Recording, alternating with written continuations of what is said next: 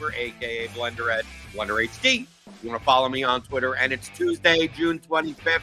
We got a big MLB slate tonight. I think 12 games. It's a lot of games, but there's weather concerns, and you know how you get all your weather updates from Kevin Roth, the best meteorologist in the business. You tune in later.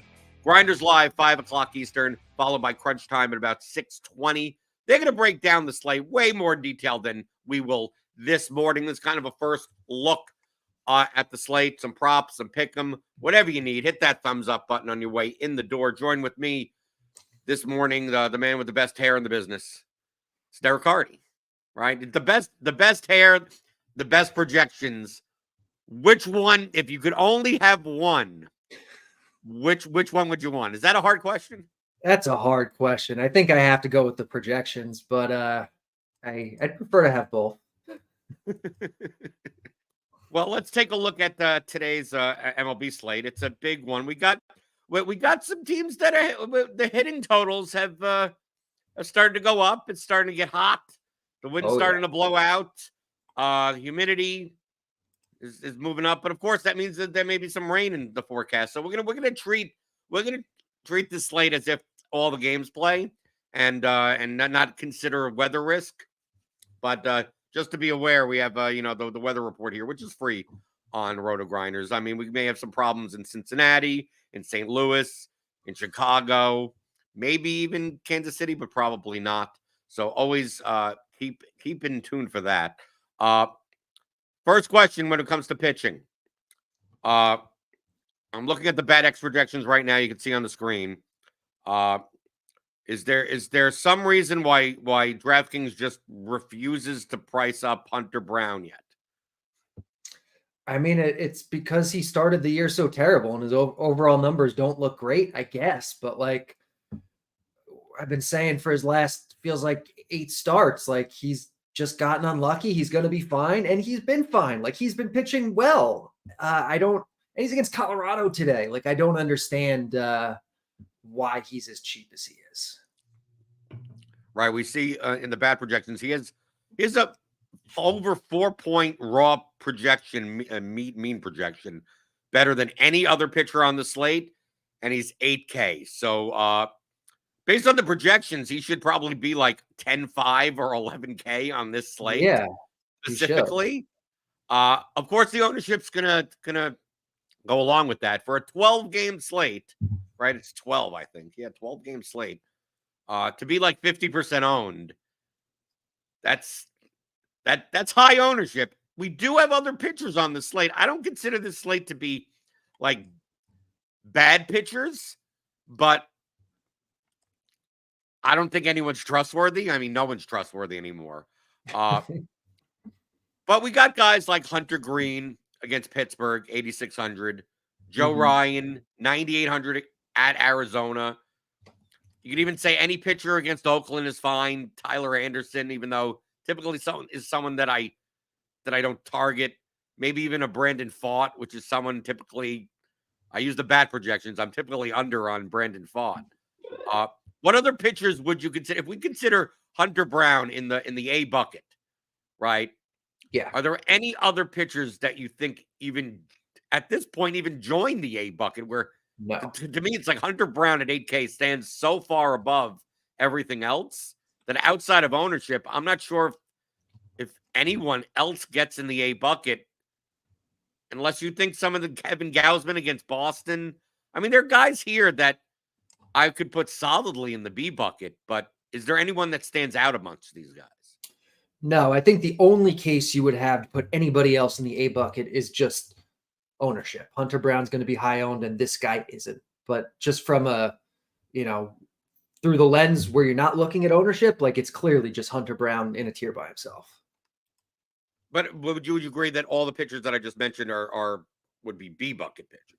Yeah. Are there any warts on any of these guys or signs or obviously or signs that ones could be more than the other? Like the strikeout upside of guys like Joe Ryan and Hunter Green, I'm playing GPPs.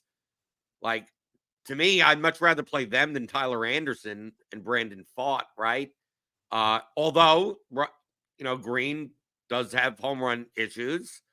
Ryan could give up 9 hits or something like that and get, BABIP'd. And I don't think that we're necessarily going to need if you're playing Hunter Brown at 8K, you could easily afford a 9,800 Joe Ryan and still play pretty much any stack on the slate. Yeah. I think Green and Ryan are kind of like the next two, obviously, but I don't have a problem if you want to mix in Tyler Anderson, Brandon Pfaadt, Ronaldo Lopez, Kevin Gausman, Brian Bayo. There are other guys you can play, but I think they're all pretty similar kind of once you get past that first grouping. How about Mackenzie Gore, I guess, is viable at San Diego? He's viable. Another guy on here that we haven't seen on the list in a while that normally we'd be looking at in Citi Field and go, why aren't we playing this guy? Garrett Cole is back. He's 9,200. You have his pitch count set at 75. I mean, is that conservative or it could be? Is it possible that Garrett Cole actually pitches 100 pitches? Almost no chance. Almost no chance. I don't think Garrett Cole's playable today in any format. He threw 69 pitches, I think, in his rehab, and then he threw, I think, 62 in his first start in the majors. They're going to ease him along a little bit. At most, you're probably going to see him go 85 today, maybe 90, and even that's a stretch. I think more likely we're looking at 75, 80. And I think if you wanted to make the case for Garrett Cole, obviously he could strike out 10 guys in 75 pitches. And I guess he has the ability. Right. He has the ability. It is worth noting that his stuff plus was way down in his first start back from injury. So he's not the same Garrett Cole at the moment either. Right. But I'm just saying in large sample size, he can. But I just want to mention that fact. But it's also a 12-game slate. It's not like you don't have options. I mean, we were talking about a 5-game slate. You're like, wow, the best pitcher on the slate. It's like Tyler Anderson is chalk and Garrett Cole is there. Right? You look at that and you go, right, if no pitcher has a strikeout prop over 5.5, why not take a shot on Garrett Cole at 75 pitches on a slate with like that for sure. On this one, it seems unnecessary. Guys that don't have that great projections that would typically have higher. Mitch Keller at Cincinnati, obviously strikeout upside, but your concerns about the ballpark. And also Seth Lugo against Miami. I know the bat is typically lower on Lugo than most other projections. 9,600 is probably overpriced for Lugo as it is, but it just kind of. Well, when we get the stacks, it's kind of Miami doesn't project that badly hitting wise. No, today. Miami projects really well today, actually, for their prices. Part of that is just the context of it. Lugo is a guy who's overperformed this year. He's due for some regression. But also Miami's getting a huge park upgrade. It's almost 100 degrees. It's double-digit winds blowing out. It is extreme hitting conditions today in that game. And I don't think Lugo, I guess his Lugo is playable, the upside's there, but I don't like him. Cheap nonsense, as Cheese would say it. And if you could read Cheese's stuff, if you're a premium member here at RotoGrinders, he writes every weekday. The Cheese's $1 Million Musings. He writes 10,000 words on the slate. Breaks everything down. So click on that link in the description. We're running a deal right now. The first month you get $40 off. So take advantage of it. Cheap nonsense pitching. So let's say you were to play, a Joe Ryan at 9,800 and you're fading Hunter Brown, and maybe you want to play the Dodgers today in a full stack. We got guys like Mitch Spence against the Angels at 6,600. Andrew Heaney at Milwaukee at 6,800. They don't excite me. Then we also have David. The projection for David Peterson, 6,300 versus the Yankees, makes me concerned because do I want to play pitchers against the Yankees? And Peterson has not looked good. But the bat would say that Peterson or Kyle Hendricks at 5,600. Can you sell me on any of these guys? I mean, you're squinting to pick any of these guys, Peters, I mean, you can theoretically, I guess, play any of them. Hendricks, even though it's probably the best pitching environment on the slate, like, does he really have enough upside to do anything? Like, I don't know if he does. Peterson, the matchup against the Yankees is really tough, obviously, but it is in Citi Field, which will help. And Peterson is better than people think.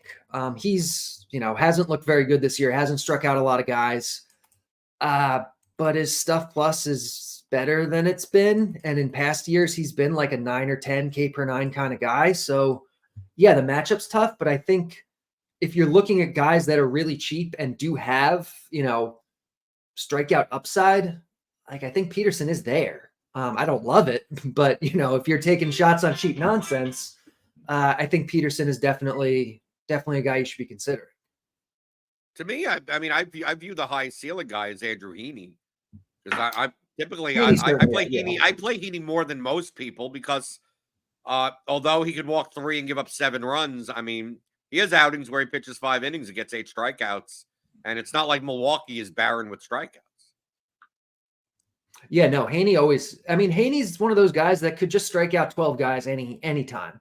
Or he could be done after 3 innings and giving up 4 home runs. Like that. That's Andrew Haney. So you can always, if he's going to be low owned, if he's cheap, if it's kind of a slate like this, you can always take a shot on Andrew Haney. Right. The only problem I always have with Heaney is that they typically don't let him pitch more than like 90 pitches anyway. So if he gets into trouble, you're kind of screwed. It's definitely not a FanDuel play at all. So right. We mentioned Hunter Brown, a solid only A bucket pitcher, a bunch of B bucket pitchers, some C bucket pitchers. Is there anyone else that we have not mentioned that you would think, even if you're playing large field contests, you're playing like a chalk stack, you're playing Hunter Brown in your lineup, that is that you wouldn't laugh at if they took a shot on? Bobby Miller. Just because, I mean, his raw stuff is about as good as anybody in the game. He has that slate winning upside. He is against the White Sox. It's at Chicago, which isn't ideal. The weather's not great, but like, I don't have a problem taking a shot on Miller's upside. Okay, so that's pitching for today. Obviously, if you can play any pitcher against the White Sox or the A's or the Marlins. I mean, there are teams to pick on. So let's go to stacks. Stacks for today. We got a ton of them. We got 24 of them. Obviously, we're not counting rain risk. Okay, so something gets postponed, don't blame us. Right, we're acting as if all the games play. And remember, we rank the tiers based on stacks. Stacks only. 5-man stacks on DraftKings, which means if just because a team is on the bottom doesn't mean you can't play a hitter from them, right? But maybe not 5 of them. And also, it's adjusted for ownership. So just because the team is well projected, if they're way over owned, we may move them down. If they're way under owned, we may move them up. Okay, so let's start at the top. There are like 2 clear teams that the highest projection today. They both have 5+ totals. We got the Dodgers, we got the Royals. I suspect their prices are outside of like 1 or 2 batters in their lineup. Their prices are reasonable to stack. They're going to be the most owned on the slate, but this is a large slate. And it's not like it's a Coors game or anything like that. Dodgers and Royals, naturally, I'd put them in the A tier. But do you think there are enough teams on the slate that people will want to play, that even though the Dodgers and the Royals may be the highest owned, that they're still maybe under owned? Yeah, they're not. I don't think they're going to be crazy owned on this slate. So I have no problem keeping them in the A tier. They are kind of a step above basically all the other stacks today. I'm good with that. Okay. Right, because it's a 12. Like if this was a 6-game slate, like they made these stacks maybe really, really owned, then it's more viable to like take a shot on like the 3rd or 4th and then let everyone jump into the ownership. But I think that there are way more options that people may try to go to that even if the Dodgers are, let's say, 10 to 12% owned on this slate, which sounds like that's a lot for 24 teams that are available. But maybe they should be 16% owned. Maybe the Royals should be 13%. Maybe, right? They should be more owned than they are. Going down the list, raw projection-wise, we got the Red Sox against Gausman. Pricing is okay. I'm not a big fan of picking on Kevin Gausman. I play him more than play hitters against him. But the Red Sox are the third highest raw point projection stack in the Bet X Stacks tool. Can you sell me on the Red Sox against Gausman? Yeah, I kind of like them today because there are going to be lots of other teams that people are going to be looking at. Like no one's going to really go out of their way to stack against Gausman. So you're going to get them lower owned.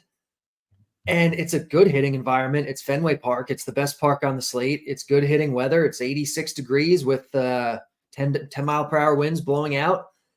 And Gausman hasn't been himself this year. He's a guy that actually I think the bat is a little bit too high on because it doesn't realize how much his stuff has declined this year. And it likes the Red Sox against him anyway. So that tells me that the Red Sox are a really good play. Right. I get the sense that people may look at this and go, yeah, I don't care what the projection is. I'm not playing a pitcher. I'm not playing it against Kevin Gausman. Right. Yeah, naturally, I would put him on the C tier. It's like, I think they're going to be lower on than maybe we think. The two teams from anytime a team plays in Cincinnati when it's hot against two pitchers that give up home runs, I'm interested. We got the Reds against Keller and the Pirates against Green. They project almost similarly. The Pirates disappointed yesterday a bit. I put the Pirates. I put them close to each other, but I would put you would have to sell me on why the Reds are better than the Pirates, being that at least the Pirates are facing like Hunter Green, maybe like 20%, 25% owned today. Well, I don't think many people are playing Mitch Keller. So like my inclination is for leverage reasons to put like the Pirates on the B tier and the Reds. I mean, I almost want to put them on the B tier also, but like I would still play the Pirates over the Reds. I mean, you can almost make a case for Pirates A tier given the leverage, but I think they're both probably B tier, but I would agree Pirates over Reds for sure. No, I know I'm going to go with you. No, I'm going to move them up like this because I'm looking at the ownership on the Pirates and like the Pirates are going to be like maybe lower owned than teams like the A's today. Yeah. Right. Only because people are going to be playing Hunter Green. And the Reds aren't, but I love that. And to me, Cincinnati games in Cincinnati when it's hot are like low key. I know it's the Great American Small Park, but I think people don't treat that park with enough consideration on how like hitter friendly it actually is. Yeah, for sure. Well, we mentioned Andrew Heaney, using him as a pitcher, but we also have the Brewers against him because it's Andrew Heaney and he can give up 8 runs at any time. The Brewers are a little too pricey stack wise. I think I'm much more likely to play a low owned Heaney than like a medium owned Brewers today. So I put him on the C tier, but I mean, I don't mind playing stacks against Heaney. So like if you want to rate the Brewers higher than this, I think they're a team that's absolutely viable. Yeah, no, I wouldn't argue with anyone who wanted to put him on the B tier. I think C's about right, but they certainly have upside. Okay, two teams that are like good real life teams. They're facing pitchers that I have no problem attacking. The Texas Rangers against Bryce Wilson. The Astros against Austin Gomber.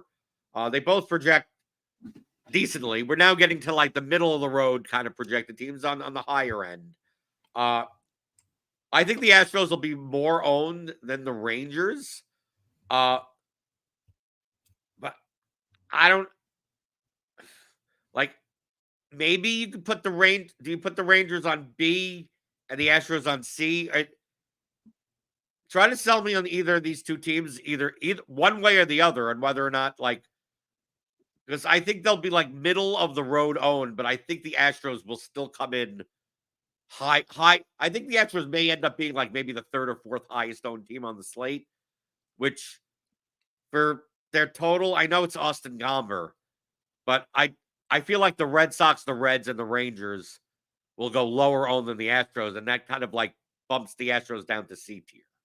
Yeah, I kind of agree. I think Texas and Houston are both kind of right on that BC borderline, and so when you consider the ownership of Houston there, then I think that's right.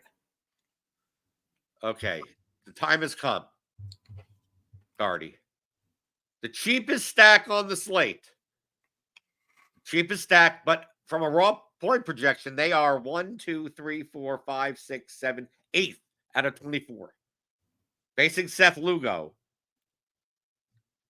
The floor is yours. Why are we jamming? Why are we playing Joe Ryan plus Hunter Brown, jamming in 5 Marlins, and then also playing like Aaron Judge because we can afford to play like Ohtani or something because in that type of lineup where our 3 one-offs are really good.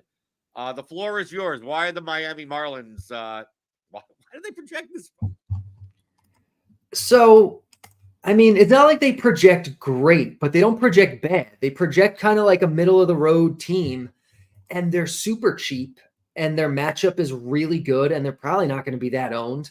They get a big park upgrade going from one of the best pitchers parks in baseball into a really sneaky good hitters park. People don't realize how good of a hitter park Kauffman has become. It's not great for home runs, which for DFS purposes is not ideal. But it is, like we said, close to 100 degrees, double-digit winds blowing out. Lugo is a fly ball guy, due for some home run regression. Like, there is the potential for the Marlins to do really well here. And they're cheap, and all the other reasons that you gave, basically, if you play them, you get to do these other things that are really cool. They're at least a B tier. I wouldn't have any problem putting them with A. Okay, well, I'm going to CARTY approved A tier. I want to put that out. This is CARTY approved A tier. So the Marlins suck today. Blame him, right? Because if I put him on the B tier, then it'd be like, oh, okay, like whatever happens, happens. You put him on. But once we have the Pirates and the Marlins in the A tier, we kind of like at least I took my flag planted my flag on the Pirates being in Cincinnati. It's like you're like, okay, hold my beer. Marlins and Kansas City. I mean, like, come on. Okay, so now we have some like good teams in decent spots, but not the greatest of spots. We got the Twins against Fott, the Blue Jays against Bayo, the Braves against Kyle Gibson. They're up against they're decent pitchers. These teams are pretty good, except for the Blue Jays, who I don't know what code do you have to put in to make it so that the Blue Jays are not as good. In theory. What tier would you put the Twins, the Blue Jays, and the Braves? They're probably like C tiers for me. Like, I think there's worse teams on this slate. I'm not going out of my way to stack them either, but they're good enough offenses where like they could just get it done because. The case that I can make for the Twins over these other two teams slightly is that I think Brandon Fott may be more owned than Bayo and Gibson, but not like absurdly owned. Like Brandon Fott may be like 12% owned today, Right. while the other two may be like sub 5%. So if I had to choose between the three, I probably would play the Twins. Just there's more lineups that are negatively affected when the Twins do well. Now let's move it to now we're getting down towards the mid-low portion. The Diamondbacks against Joe Ryan. They don't project all that. I mean, the Diamondbacks aren't a bad team. I don't necessarily want to target Joe Ryan. I think the Diamondbacks are overpriced, but they definitely have a ceiling. Joe Ryan's going to be owned today. The Diamondbacks may be one of the lowest owned teams on the slate, just due to price and just due to Ryan being owned. But because Ryan is going to be owned, I'm assuming Ryan's going to be 20, 25-ish% owned. I can't put the Diamondbacks in the F tier. Can you make a case that they should go from the D to the C tier even? You could definitely make a case for the C tier. I mean, like you said, they're overpriced. It's a tough matchup, but you do get leverage against what's probably going to be one of the higher owned pitchers on the slate. You get him in super low ownership. I have no problem putting him in the C tier. Right, but this would to me this would be more of like a large field.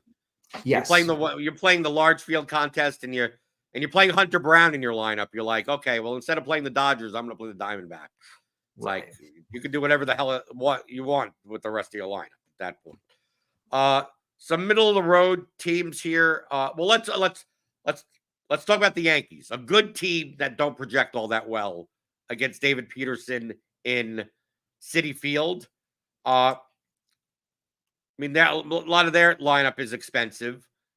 We have the Yankees are not going to be like low owned today because people like playing the Yankees. I mean, and people think Peterson's bad, right? Does that put them in? I mean, like, I almost feel like I would put them in the D tier, but it's like it's the Yankees, and like, dude, they could put up 5 home runs. That's like my thought process. Like, I almost want to never put them in. Like, to put them in the D tier feels like they're just too. They could explode for 1 billion runs on like any day. Yeah, that I don't care that they may be slightly like a bit overowned. I don't know, or is this the day to just say no? David Peterson is too good, even though he sucks. No, I don't think it's a day to go that far. My thought process was identical to yours. Like, they feel like they should be in the D tier, but they're the Yankees, so like, really, you kind of I think C's good. Okay, now we got some middle of the road teams. We got teams that I'm never thrilled about playing. The Angels against Spence, the Giants against Hendricks, and the White Sox against Bobby Miller. I don't think any of these pitchers are going to be owned enough that leverage even matters. I just never play the Giants essentially unless they're in an insane matchup. And the White Sox are the cheapest, so I guess you could play them against Bobby Miller, although I don't want to target Bobby Miller. Tell me if any of these teams just even make it out of the F tier. Like on a 12-game slate, are you stacking any of these teams? I'm not stacking any of those teams over the teams we've already talked about. I could see the case for a couple of them being in the D tier just because you're getting them at better prices than we're going to get some of the real F tier teams at. Like, I'd probably put the Angels in the D tier. I mean, you can make a case for either of them. I'd probably put the Giants in the D tier, and then probably the White Sox would be F for me. Okay. But like, you're not enthused about playing any of these teams. Right.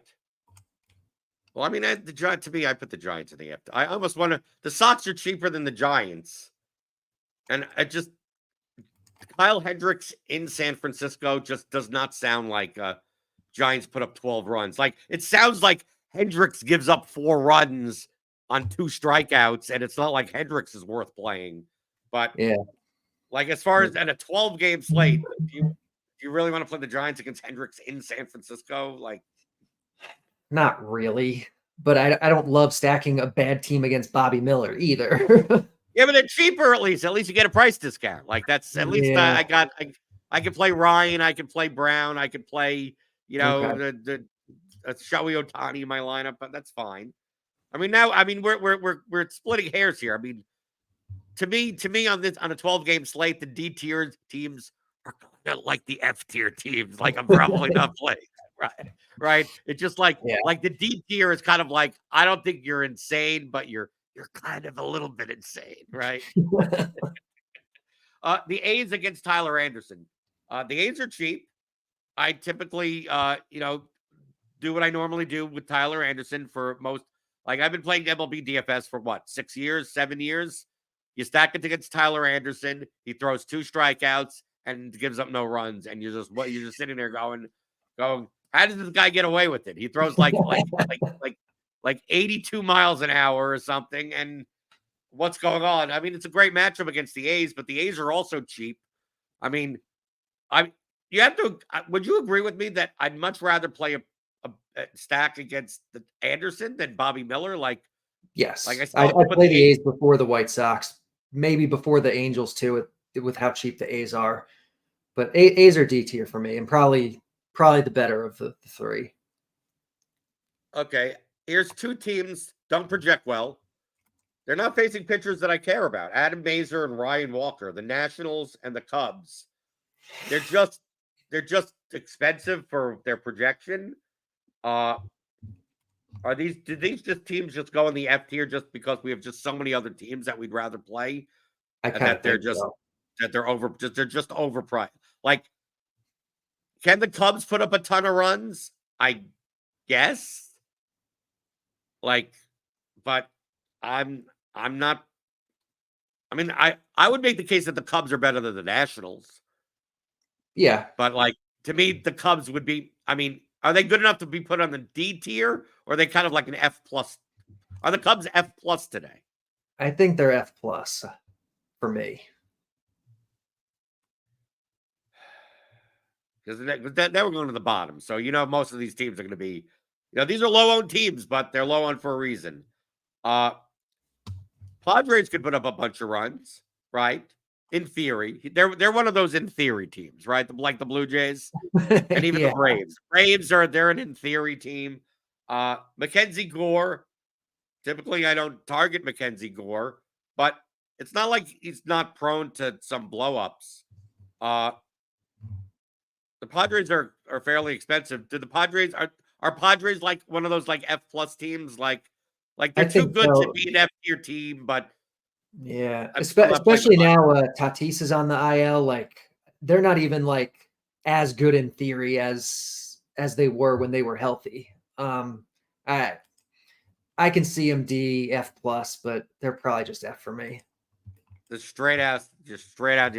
You put it. You write on the paper. F, no Tatis, just underlying whatever. Go to remedial class. Okay. Now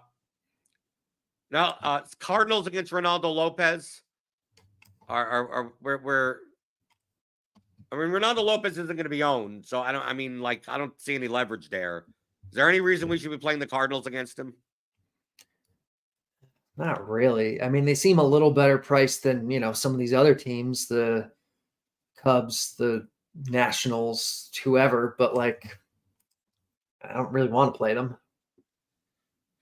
We got two more teams left. Breezing through this. The Mets against Garrett Cole, pitching 75 pitchers or so. We're going to get the Yankees bullpen, which I don't think you target anyway. Yeah. Is there any case to be made that Garrett Cole is not his stuff plus is way down, and maybe the Mets just crush him at Citi Field, or we just put him in the F tier also? It's always possible, but way down for him is still above average. It's not like you're facing a bad pitcher here. You're still facing a pretty good pitcher, just not like elite Garrett Cole, probably. I don't see a good case for playing the Mets. Last team. This team has the worst projection on the slate. They're probably going to be I think they're going to be the least owned team on the slate, yet they're not an F tier team. That's the Colorado Rockies. And I put them in the D tier because I don't care what their projection says. If they're facing a 50% owned pitcher on a 12-game slate, they can't be an F tier team. Maybe Hunter Brown turns into April Hunter Brown, and the Rockies are there. But just be aware that just because Hunter Brown fails at 8K doesn't mean the Rockies put up 10 runs. Right? So it's quite possible both of them, the stack fails anyway. Is there any discernible purpose other than leverage that you would play the Rockies against Hunter Brown today? No, not even a single one. Right. You can't make any only case is leverage. Only case. There's no one in the Rockies that have great hair because you're the purveyor of great hair. Does Brendan Doyle, does he have great, is there any glimmer of hope other than you're playing in a 150 max contest? You're I'm throwing in a Rockies lineup to like hedge against all my Hunter Brown lineups. And if they get there, they're going to be like 0.75% owned. And half the lineups in the contest die. Like, that's essentially, you're just like YOLO outlier case. But I'd rather play the Rockies doing that than play teams that project almost as badly as them that don't like and don't have that leverage. Yeah. Right.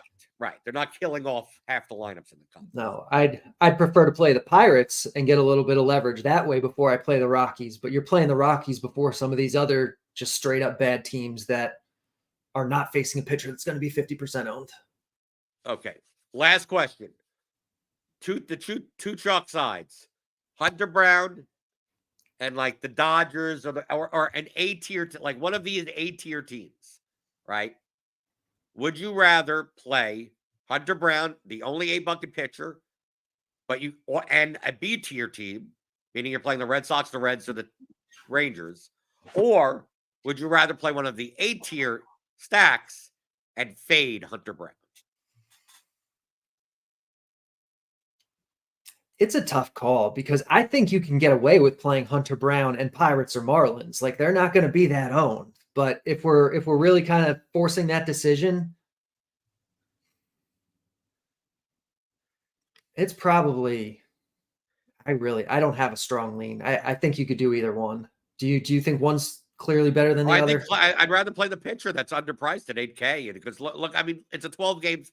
Typically, the heuristic is that the more teams that are on the slate, that you'd rather be different at hitting than at pitching, right? On a smaller slate, it's harder to get different at hitting because there's only so few options. But yeah, I'd be with you. Like, if I had a choice, like, we put the Pirates and the Marlins in the A tier because they're not going to be as owned as they should be, right?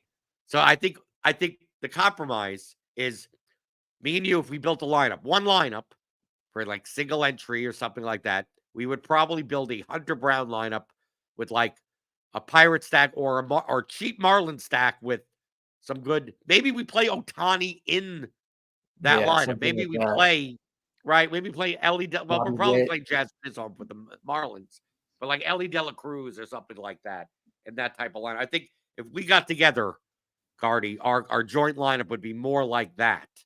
Than a Dodgers stack with like Mitch Spence and Joe Ryan or something like that. Like, yeah, I think we're both on the same page. Yeah, that's definitely my preference. Okay. Derek Carty, you could get his Bat X projections here at RotoGrinders.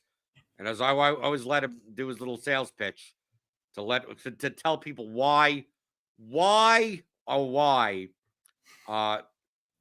you have the best projections in the industry, and they must. I mean, I haven't checked recently. I haven't checked in a week, but I mean, we got like what, July, August, September. We got almost 3 months left in the season.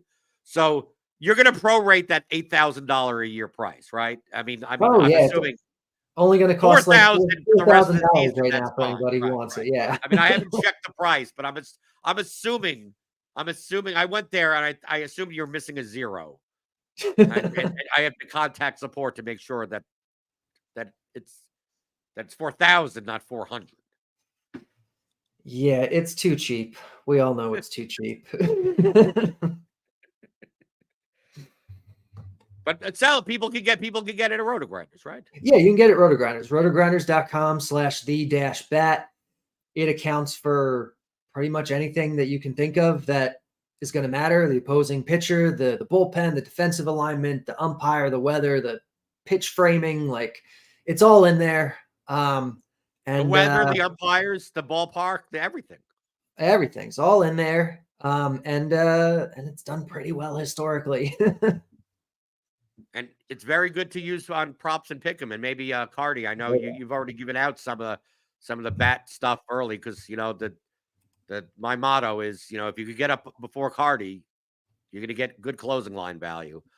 Is there anything on the board that you want to give out on this show that looks good prop wise? The Garrett Cole under 5.5 strikeouts books. I got a plus 120 earlier. I think the best you can find now is maybe plus 105, even money. Yeah, there's some plus 105s out there, plus 102. Given the pitch count, given that the Mets aren't super high strikeout, I think that looks good. Opened at 6.5 at some books and just got tanked, and it's been falling everywhere, even at 5.5. So that was probably my favorite one this morning. And you can still get it at a decent number now. Right, but the best thing to do is to go sign up for RotoGrinders Premium, get CARTY's bad projections, and bet it last night when it comes out. That number, you get a much better price, or at least before he wakes up in the morning, 7 a.m., 8 a.m. Get it early, right? Because then you could have gotten it at plus 125 instead of plus 105, right? And people don't realize over the course, if you're doing this every day, over the course of, that accounts for hundreds, if not thousands of dollars of profit that even though you're betting the same side, you're just getting paid more for it. So like you're kind of throwing money in the toilet if you're not getting the openers, or at least like in the early morning before like everything starts to move once CARTY gets it. That's the key. Get up before CARTY, right? Get up before CARTY. You're gonna increase your profit.